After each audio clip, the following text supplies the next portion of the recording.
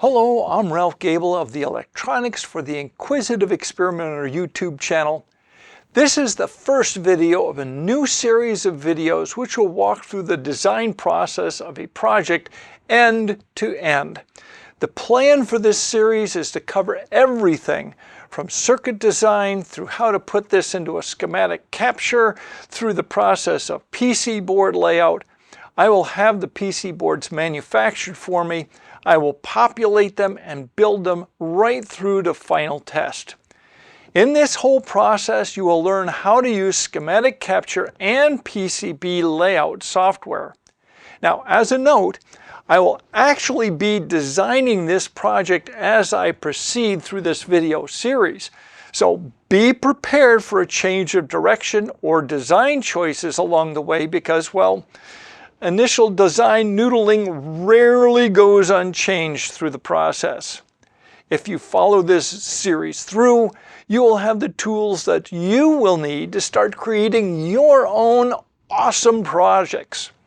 In this first video, I will be working through the process of defining what are we going to actually create. We first define it from the marketing perspective and then from the engineering perspective. I have provided a PDF document containing all of the equations and so on that relate to this video, and you will find a link to this document down in the description below. If you have questions or comments, please feel free to add a comment to this video. If you find this video helpful, please click on the like and don't forget to subscribe. As a product design electronics engineer, this is what I did for a living for many years. And being that I haven't been retired that long, several of the products that I designed are still available on the market. The start of any project is knowing what we're trying to accomplish. Let's start out talking about how things generally run in the product development process. Then we will follow a similar path to define what we are going to be making.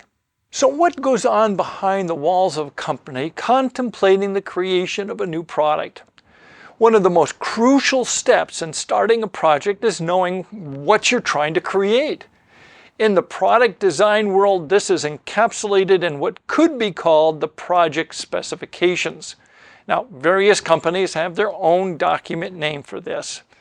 Project specifications begins with the dreams and aspirations of the marketing team as they envision a new or improved product. You would think that the marketing team would provide a document to the engineering team to use, but in my experience, this initial document is generated by the lead engineer as he or she jots down notes in the initial project planning meetings. So what are we trying to determine in these first meetings? Well, we're looking to answer questions like these. What is this thing supposed to do? Well, in general terms. What is the target market for this product? Well, who's going to be using the thing? What sorts of indicators are there supposed to be? What do they indicate? What color do they need to be? How bright do they need to be? What kind of controls are required? What sort of inputs are we expecting and how many of them? And they're being inputs from what? What sort of outputs are we expecting? How many outputs do we have? And what are we outputting to? How are these outputs related to the inputs? What are the physical constraints of the overall product? Its size, its shape, maybe even its color. What environment will this product find itself in? Is it going to be outside? What kind of temperatures will it be exposed to?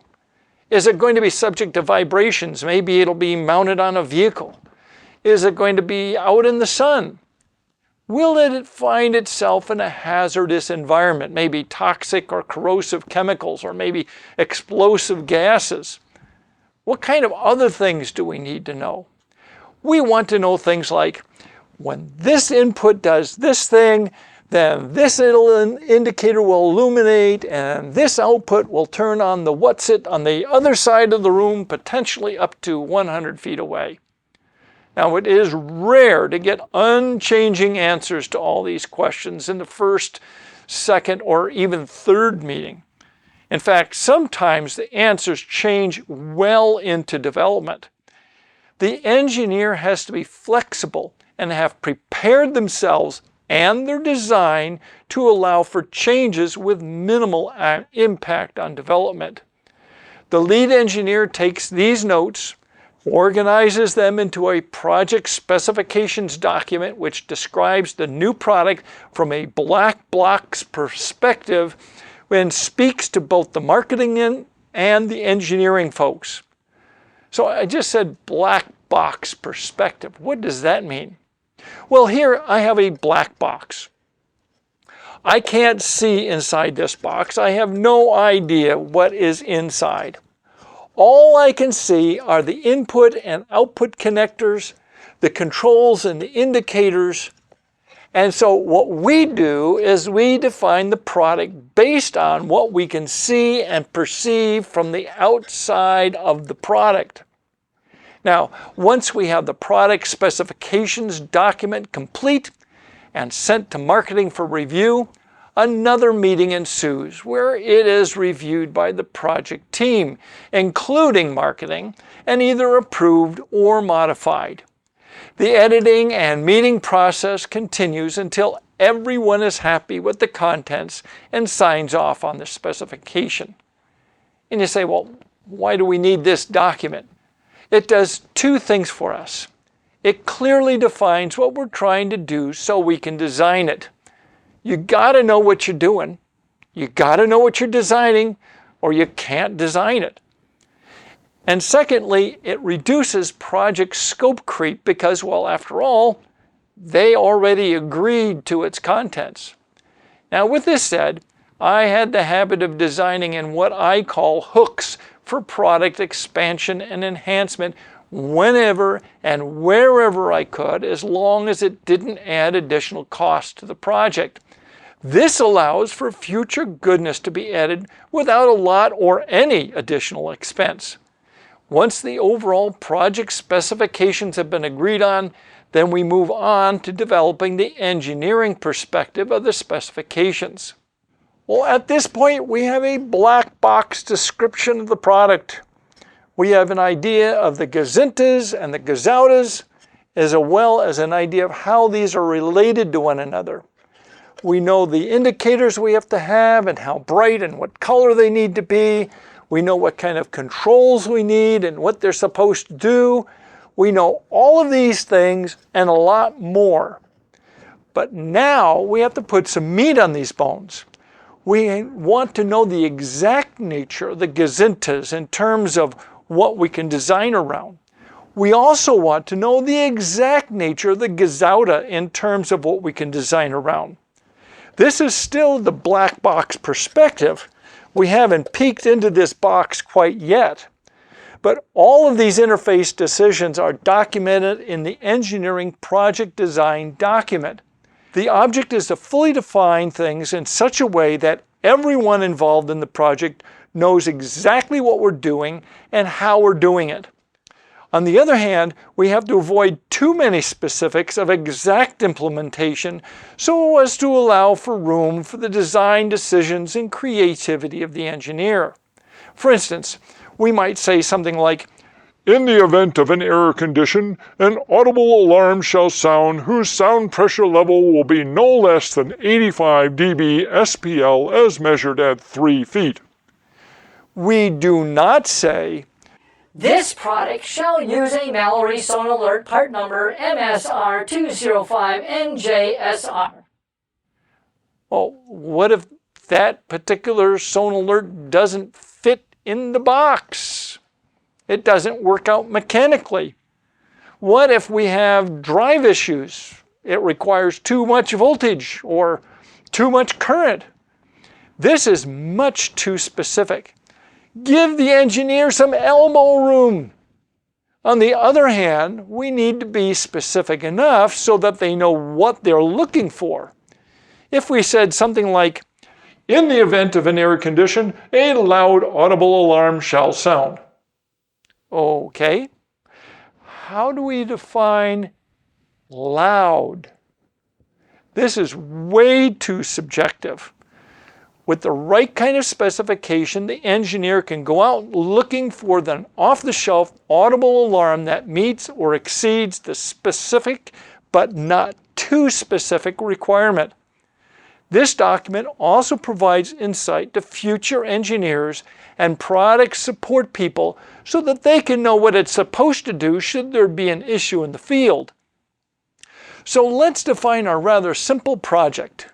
Well, I am not going to go through the whole process of making up the usual product development documents that I would if I were working for a company because, well, I am the marketing and the engineering team as well as the intended market. And I think I agree with myself, well, most of the time anyway. Nonetheless, I do have to gather enough information so I can design the thing. So what is my overall goal? I want to build an audio mixer. It will have 3 high impedance, unbalanced microphone level inputs. I want each input to have its own level control and peak indicator. Now I want the peak indicator to be able to be seen even with momentary peaks, so it has to light up for no less than 250 milliseconds in the event that the channel signal level is plus 6 dBu or higher. Each input will be capable of no less than 10 dB of additional gain for accommodating low-level input signals. This mixer will have a single monaural line-level output, but 2 connectors to allow interface with the stereo amplifier's left and right inputs. I also want to have a single master level control with an output level indicator. The output level indicator will be comprised of no less than 5 LEDs. The first LED will illuminate at minus 30 dBu and will be green in color. The second one will also be green but will light up at minus 20 dBu or greater. The third will be green as well and will illuminate at minus 10 dBu or greater. The fourth will be yellow and will illuminate at minus 3 dBu or greater. And the fifth will be a red LED for levels above plus 3 dBu. There will be a power switch and a blue or white power indicator. The mixer will be able to run off of normal line power or any 12-volt power source. Well, now that we know what my goal is, what does this mean to me as the lead engineer or designer? Well, the first thing that we have to do is figure out what this dBu business is all about. Maybe we're not familiar with the term. Now, as a matter of note, dBu is also known as dBuV. The V is appended to indicate that it is a ratio of voltages as opposed to power levels. Now, we've all seen level meters on stereos and mixers and amplifiers and various things like this. And these all indicate dBuV. In fact, you'll see the letters VU on them. Now we have to actually understand what this means in terms of a design. There are so many dB thises and dB thatses in this world. Well, dB or decibels by itself is just a way of logarithmically expressing a ratio of either power levels or voltage levels. The difference between the various dB thingies that we're talking about is whether we're talking about voltage or power ratios and what the specific reference happens to be for that particular dB thingy. Here's a few for your reference. dBV is a voltage ratio using the reference of 1 volt RMS. So dBV is equal to 20 times the log of voltage RMS divided by 1.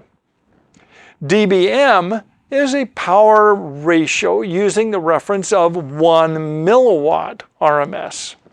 So dBm is 10 times the logarithm of the power divided by 0.001. dBu is a voltage ratio using the reference of 0.7746 volts RMS. So dBu equals 20 times the log of the voltage in RMS divided by 0.7746. And so you say, okay, why this really weird reference of 0.7746 volts for dBu? Well, it all comes back to the audio bus impedance in professional systems that was set at 600 ohms in eons past. 0 dBuV, or dBu, is defined as the voltage needed to dissipate 1 milliwatt into this standard bus impedance of 600 ohms. Now, if we do the quick Ohm's law math, we get approximately 0.7746 volts RMS into a 600 ohm load will produce 1 milliwatt of dissipated power. Now that we know what's meant by dBu, this will help us determine what the rest of this stuff is about. Well, let's look at the inputs first. To do this, we have to investigate what the industry standards are for each of the specified items. We ask the question, what is meant by a high impedance, unbalanced mic level input in terms of voltage levels, input impedance, and even the connectors that we choose to use? Well, unbalanced means that it has a signal wire and a shield or return wire. The signal uses the return wire as its reference. A high impedance, unbalanced microphone level input is generally defined as up to about 50 millivolts RMS with an input impedance on the order of 10 k ohms. It usually uses a 1/4 inch or 6.35 millimeter tip sleeve or TS jack, which is also referred to as a monaural phone jack. Okay, so what about the output?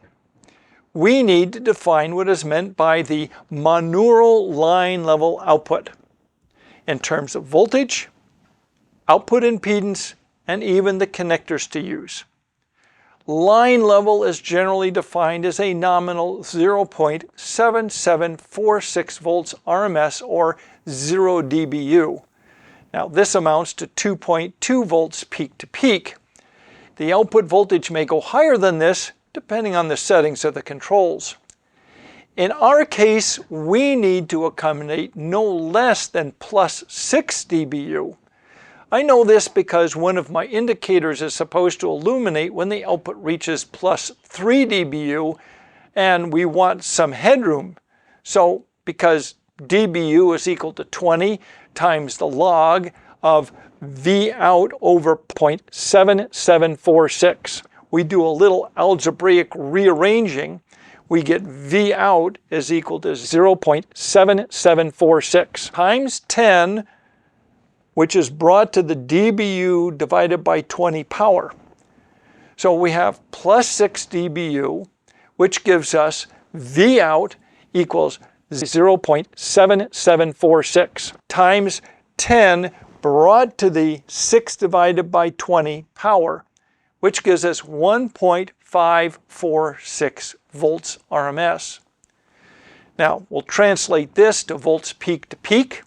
So we have 1.546 volts RMS times 2 times the square root of 2 gives us 4.373 volts peak to peak. And you say, well, why do I care about the peak to peak voltage? This peak to peak level is important because it determines the minimum power supply voltage level and the type of op-amp chip we choose to use in our design. It needs to have an output impedance less than 100 ohms. Connector-wise, well, we could use a 1/4 inch or 6.35 millimeter TS jack, or we could use an RCA jack for these outputs and still conform to what is used in the industry. Because our application is aimed more for the consumer side of the industry, we will use RCA jacks. We have now successfully defined our new product in general terms without a lot of debate from the marketing folks. Me. We know where we're going. We don't know the exact path, but at least we know the final destination, the Emerald City of new product glory. In the next video, we will take this to the next level. We'll be defining the major function blocks and possibly digging into the guts of each of these blocks. If you found this video helpful, please click on the like and subscribe to the channel. Thank you so much for watching. Until next time, Toodle-Oots.